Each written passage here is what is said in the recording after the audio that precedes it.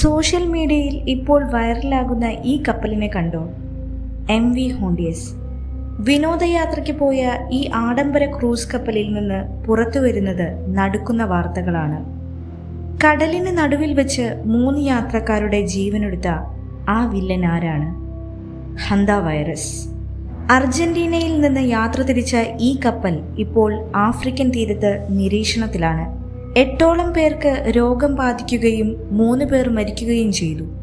അതിശക്തമായ പനി, ശ്വാസം മുട്ടൽ, പേശിവേദന എന്നിവയാണ് ഇതിൻ്റെ പ്രധാന ലക്ഷണങ്ങൾ. എലികളിലൂടെ പടരുന്ന ഹന്ത വൈറസിൻ്റെ ആൻഡീസ് വകഭേദമാണ് ഇതിന് കാരണം. കപ്പലിലെ ജീവനക്കാരിൽ മലയാളി ഉൾപ്പെടെയുള്ള ഇന്ത്യക്കാരുണ്ടെന്ന റിപ്പോർട്ടുകൾ ഈ ഭീതി വർദ്ധിപ്പിക്കുന്നു. സാധാരണ ഹന്ത വൈറസുകൾ എലികളിൽ നിന്ന് മാത്രമേ പടരൂ എങ്കിലും ഈ ആൻഡീസ് വകഭേദം മനുഷ്യരിൽ നിന്ന് മനുഷ്യരിലേക്ക് പകരാൻ സാധ്യതയുണ്ടെന്നാണ് ഈ കപ്പൽ യാത്രക്കാരെ കൂടുതൽ ആശങ്കയിലാക്കുന്നത്. എന്നാൽ ഇതൊരു പുതിയ വൈറസ് അല്ല. 1976 ദക്ഷിണ കൊറിയയിലെ ഹന്താൽ നദിക്ക് സമീപമുള്ള എലികളിലാണ് ഈ വൈറസിനെ ആദ്യമായി തിരിച്ചറിഞ്ഞത്. ആ നദിയുടെ പേരിൽ നിന്നാണ് ഹന്ത വൈറസ് എന്ന പേര് വന്നത്.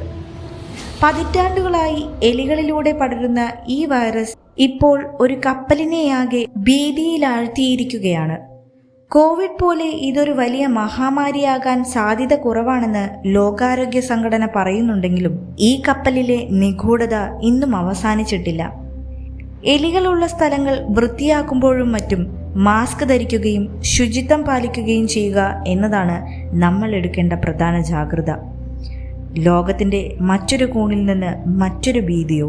നിങ്ങൾക്കെന്ത് തോന്നുന്നു? നിങ്ങളുടെ അഭിപ്രായം കമൻറ്റ് ചെയ്യൂ. മറ്റൊരു വീഡിയോയുമായി വീണ്ടും കാണാം.